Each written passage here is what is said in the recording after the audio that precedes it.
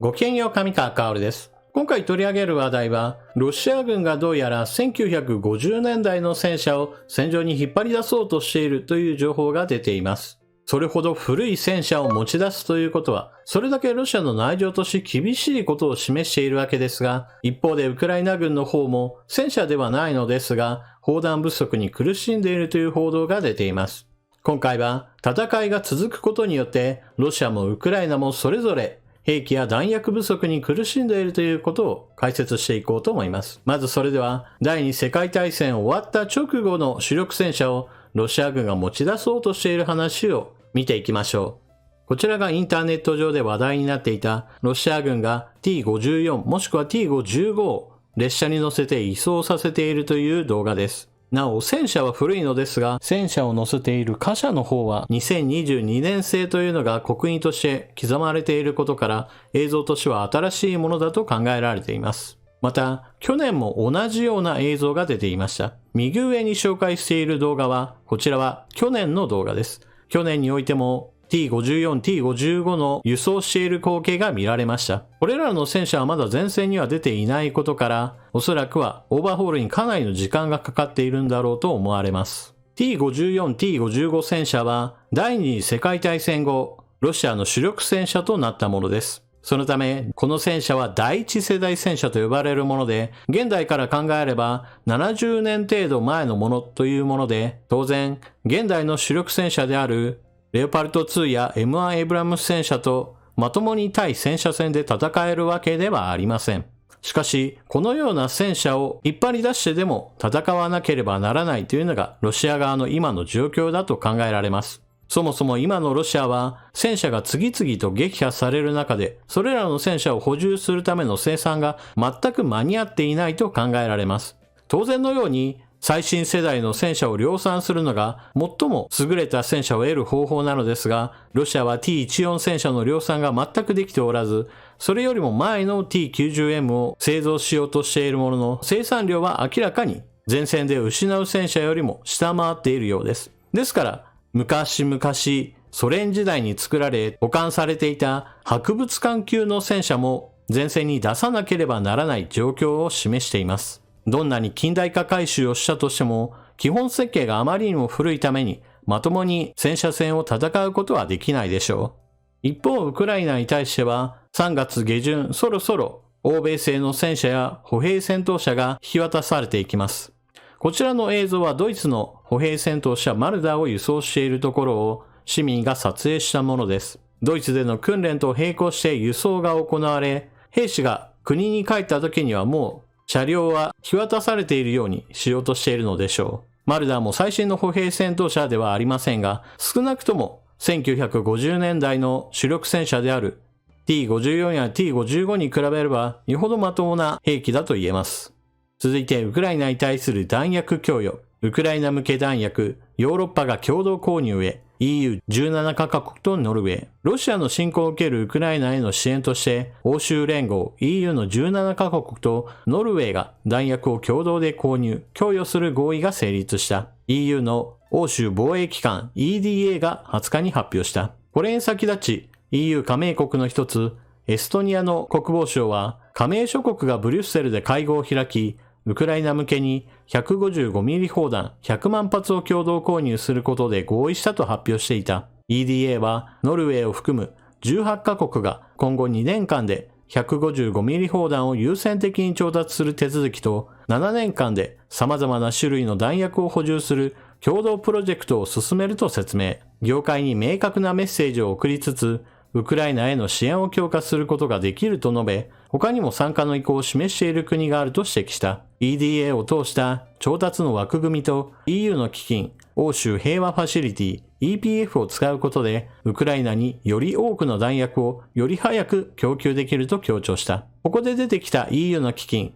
欧州平和ファシリティ EPF というのは、いろんなところでウクライナに対する兵器供与を促進しています。例えばどこかの国がウクライナに対して戦車を供与しようという話をしたときに、金銭的な保証をこの EPF が行うことがあります。もともとは加盟各国から拠出されたお金を必要に応じて払い出すといったことを行うことによって、財政的にも厳しい国にとっても装備を更新するのに役立つというわけです。次にアメリカの動向。アメリカが戦車エイブラムス、ウクライナへの引き渡しを今年秋に前倒し。アメリカ国防総省の報道官は記者会見でロシアの侵略を受けるウクライナに対する米軍主力戦車 M1 エイブラムス供与を前倒しし、今年秋に引き渡す方針を明らかにした。アメリカは新型エイブラムス31両の供与を表明している。調達から実際の供与までに1年以上かかると見込まれていたが、米軍の在庫にある旧式を回収して供与する方針に転換した。報道官はスケジュールを大幅に早め、重要な能力を提供できることになると述べた。また、報道官は地対空ミサイルシステム、パトリオットのウクライナへの供与についても、引き渡し時期を早める方針を示した。ロシアが最新戦車をどんどんと量産して前線に投入するのではなく、こうした T54、T55 のような1950年代の主力戦車を持ってくるというのはもちろん理由があります。それは、そもそも新しい戦車をどんどんと供給する能力が今のロシアにはない。そして、現物として古い戦車であろうとも、確かに兵器として存在しているのであれば、それをどんどんと前線に回せば、ウクライナ軍に消耗戦を強いることができるという考え方をしているからです。これは動員兵を大量に導入して、兵士たちを使ってウクライナ軍に消耗戦を仕掛けている構図と実は同じものです。もちろん戦車の方が歩兵よりもはるかに倒しにくいものです。たとえ古い戦車であろうとも、もしも陣地に対戦車兵器が全くないような状態であれば、このような古い戦車であろうとも、兵士たちは大量に殺されてしまいます。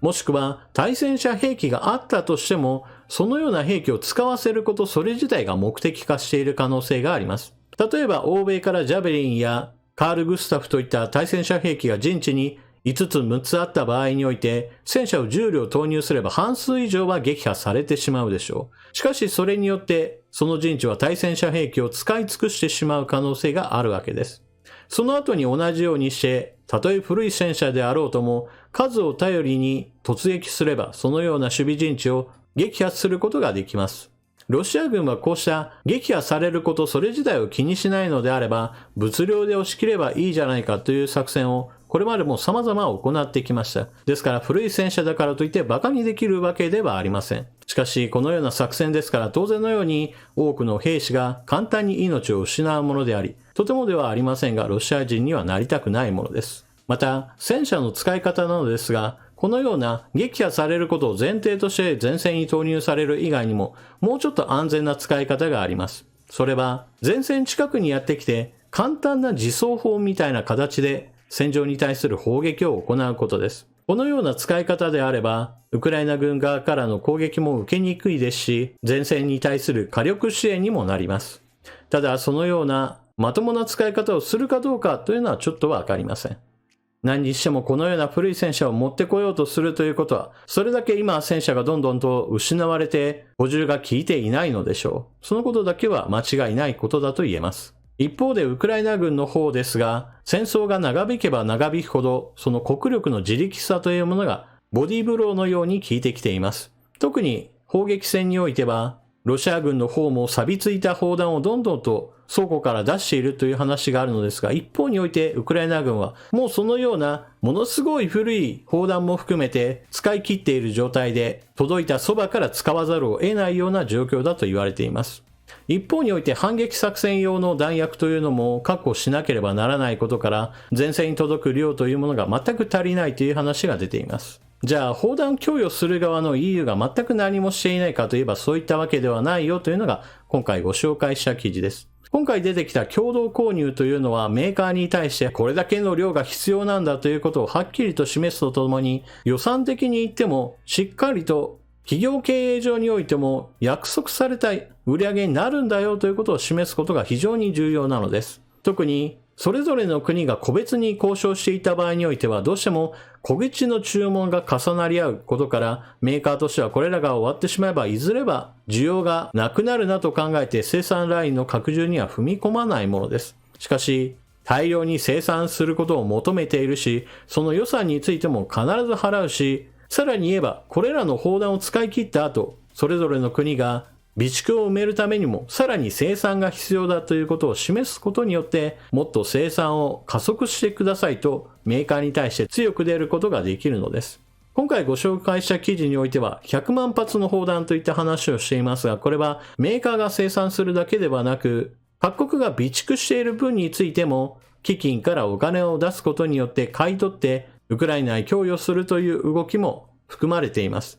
ただ、砲弾100万発といってもこれで足りるかといえば足りるものではありません。というのも、そもそもヨーロッパにおける戦い方の考え方というのは、こうした砲撃戦を長期間にわたって行うことを前提とはしていませんでした。第二次世界大戦その後の軍事兵器の発達というのは、こうした砲撃戦が長期的に続くことを前提とはしていないのです。なぜならば、その後発達した航空機、戦闘機などの発達、さらにはその後出てきたミサイル兵器の発達により、地上戦闘が長期化するということはあまり考えられてこなかったのです。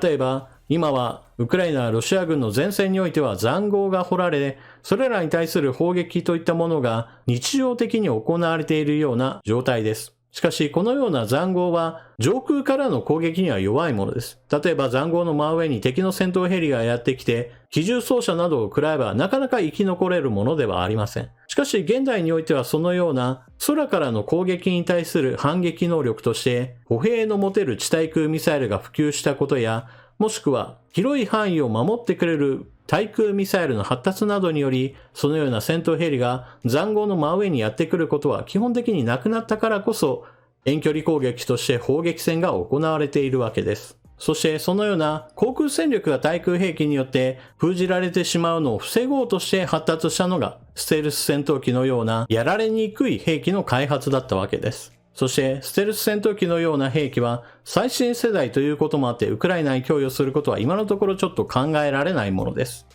だからこそ砲撃戦が長期化するようなちぐはぐな戦いといったものが現実に起こっているわけです。あと何年かすればステルス性能を持った大型のドローン兵器などの実用化も進んでいくでしょうから、戦場の様子はもうちょっと変わるでしょうが、今年来年といったレベルではまだまだ地上戦力で数で押そうとするロシア軍に対して、なんとか